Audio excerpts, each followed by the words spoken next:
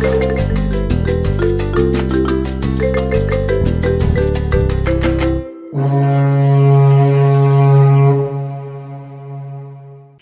world, it's Carole from Viva Vacation, and for today's podcast, we are going to be talking about how to travel with a visual impairment. As you can imagine, any disability would make traveling very challenging. It would mean relying a lot on others, and also it would mean finding solutions on the fly. But if you have a disability and are nervous to travel because of it, we do hope that these discussions with different guests will give you the courage and the strength to consider the possibilities of travel despite your disability.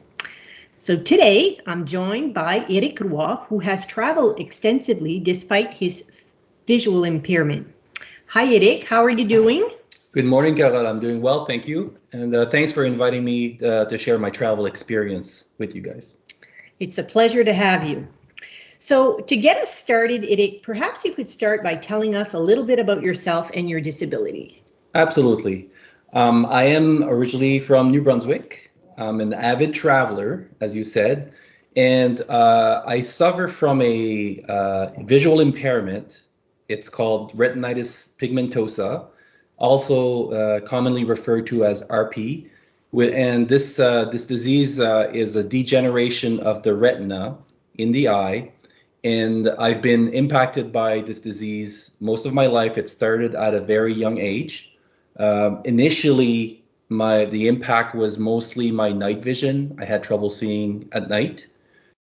Over the years, the degeneration progressed, and now in my late 40s, I am declared legally blind.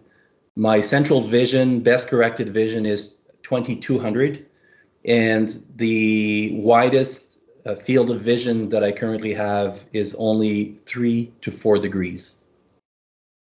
Wow. But despite this, Eric, you've traveled a lot for work and for leisure. Maybe you can share with us your travel experience. Absolutely, I'd love to. I've always really enjoyed traveling from a young age. When I used to travel with my family, my parents and family's friends, we've always traveled, not necessarily abroad, but just around our province. But my passion for traveling really grew tremendously when I met my wife, Shauna, who's one of your travel consultant, and we discovered very quickly that we share the passion for traveling. And we've definitely, spent a lot of our energy and made traveling a priority. So the destinations that I've had the opportunity to visit include many cities in North America. To name a few, I'll say New York, Orlando, Las Vegas, Chicago, Boston. And we've traveled to many Caribbean destinations. We've done Jamaica, the Dominican Republic, Cuba, Mexico. We've traveled to Puerto Rico as well. And we've done many destinations in Europe. We've done France, Italy, Spain, the UK, including Ireland. We've done Portugal. And I've also had the opportunity to travel to other countries for work, including Sweden and Norway. The types of travel that we've done resorts, we've gone to Disney parks, we've done lots of cruises. We like to do self-guided tours, and we also like to hike a lot. We're walkers. We do a lot of walking and hiking around our home. And in the recent years, we've traveled to Europe, and we've done a lot of hiking in the mountains. And that's something that I really enjoy very much. Wow, some of those places you've been, especially the big cities where it's like there's a lot of people and a lot going on around you. I cannot imagine how difficult that must be when you can't see properly. Can you maybe are you able to share some challenges you faced while traveling? Yes, for sure. Maybe the best way to kind of explain some of the challenges that I face is just to kind of describe a scenario. So imagine you're preparing for a trip and you're about to head to the airport. Now, before you leave the house, maybe put like a eye mask on with little pinholes in it. So your vision is very limited and you can only see right in front of you. Now head for the airport to go on your trip. So navigating airports for a fully sighted person can be a very challenging and nerve-wracking. Yeah. So with limited vision, now you have to go and read the signs and talk to people, go through security where you always feel rushed. You have to find your gate. You have to make your way on the airplane. So navigating airports can be a challenge. Now imagine you get to your destination where you might be at an airport you're not familiar with, and now you've got to go through the always nerve-wracking immigration and customs clearance process, find your luggage, find your transfer or your taxi to get to your hotel. So the navigation aspect is probably the most challenging. Okay. For me as well, my visual acuity, my central vision is also impacting. So having to read road signs or forms that I might have to fill out, instructions, even menus in restaurants, that can be very, very challenging. So that's always something that is a problem. And obviously, when you're traveling, you have to read. You have to, read material to get to your destination or order your food and so on.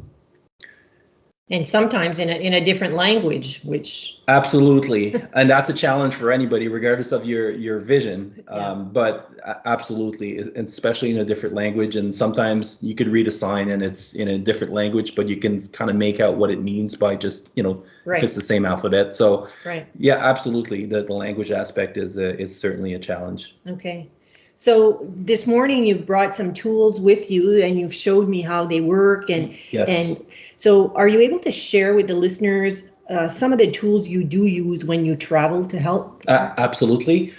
I would say, aside from the kind of the physical tools that I brought here today, traveling with a disability is always easier if you're traveling with a companion that understands your limits, that understands your disability. Right. They can be your eyes and ears where you may not be able to do something. Traveling with someone helps. The tools that I use because of my visual impairment, but my most important tool is my cane. And there's multiple types of canes. And the reason that the cane is important is that not only does it help me kind of navigate and figure out where a sidewalk might start or some stairs and things like that, any kind of obstacles in the way, the cane will obviously allow me to find my way more easily. But more importantly, or just as important, the cane is important to let people know around you that you have a visual impairment. Because even though I am legally blind, most people that I would cross on the street would not necessarily know that I have a visual impairment because I'm just gotten used to my disability. But when I have my cane, there's no question that I have a visual impairment. I've seen myself go to, especially in Paris, they seem to be very friendly to people that have accessibility needs. I've seen parents toss their kids out of the way, out of my path, to ensure that there's no collision. Okay. And they see me coming and they make way for me. So clear the way. Exactly. So the tools is not just for myself to kind of navigate and feel my way around, but it's also very important to let people know that I do have a disability. Right. And I have other stories as well where I've gotten help from people where, I was perhaps in a bit of distress. The other tool that I use that is indispensable for me is my mobile phone. There's so many apps available on the phone. The camera is the tool that I use the most often on my phone. And I use it if I'm on the side of the street and I need to read the road signs, or if I need to order from a menu and I can't see the menu because it's too small and or too dark in the restaurant.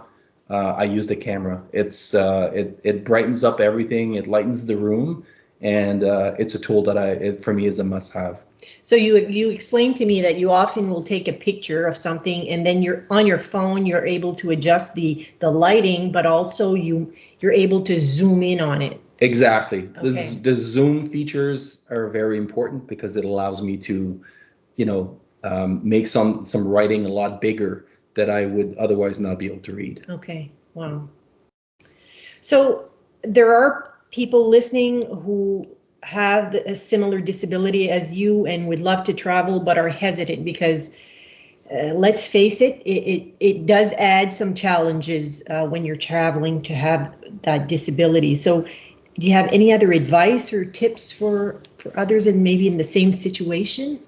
Yes, for sure. The one thing I would say that it's probably, kind of the most important thing to remember is that even if you have a disability or any sort of challenge from even mobility or vision, it doesn't mean that you can't travel. What's most important is to recognize what your limits are, and you plan and travel within those limits.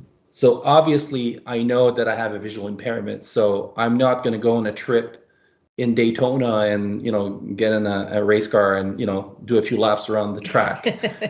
I know what my limits are, and there's so many things that can be done within those limits. So, for example, if I go hiking, I'll hike in the trails that I know are adequate for me.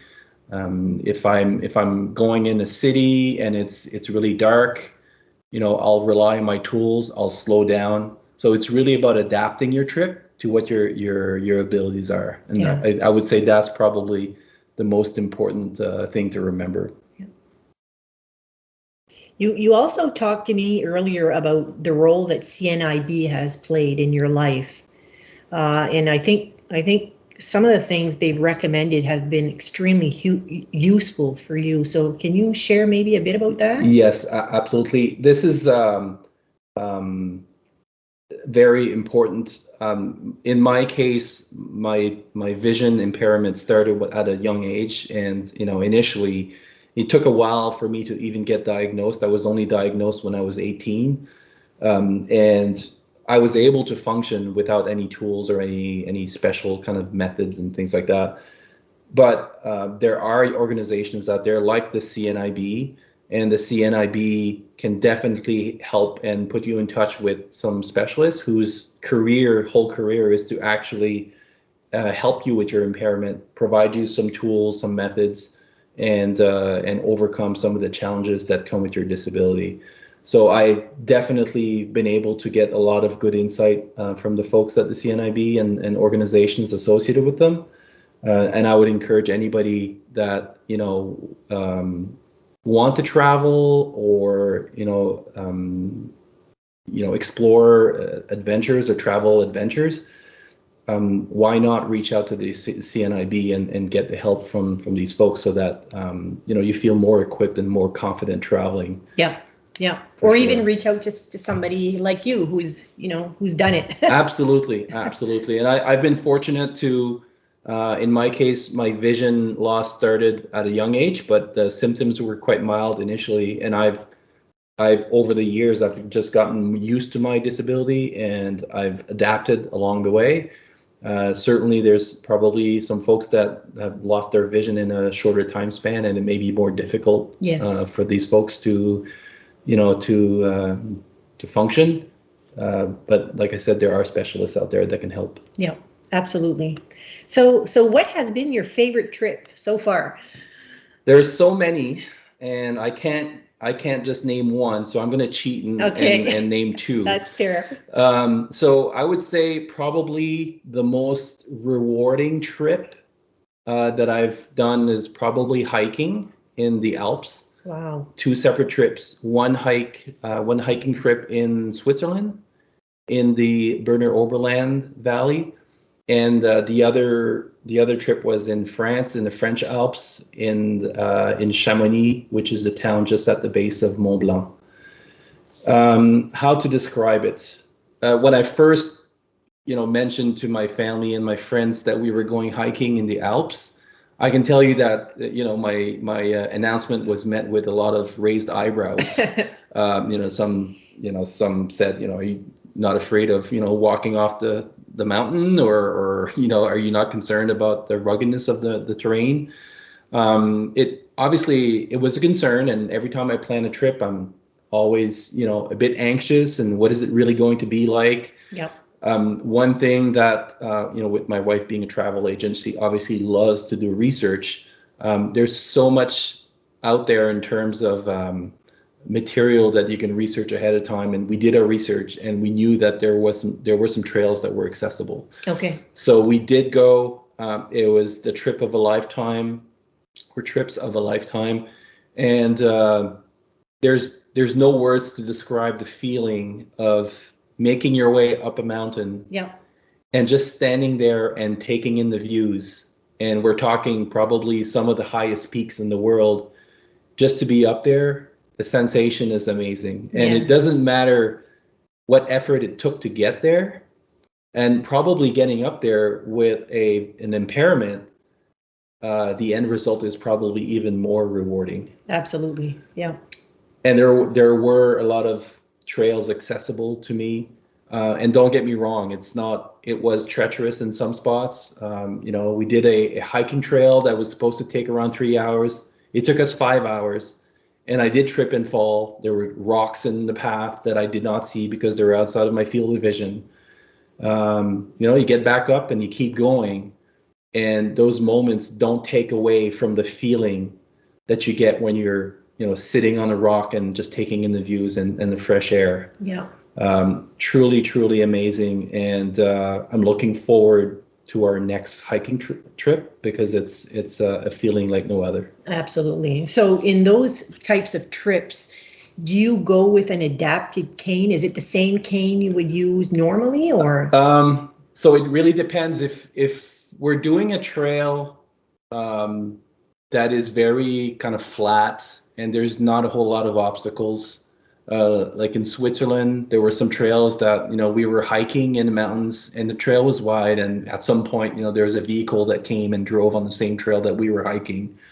Sometimes I won't even bring my white cane. I'll just walk with my wife, and obviously she'll tell me if there's a crevice or something. Yeah. But I've started using some trekking poles, which are almost like cross-country skiing poles, right, with a rubber end on them.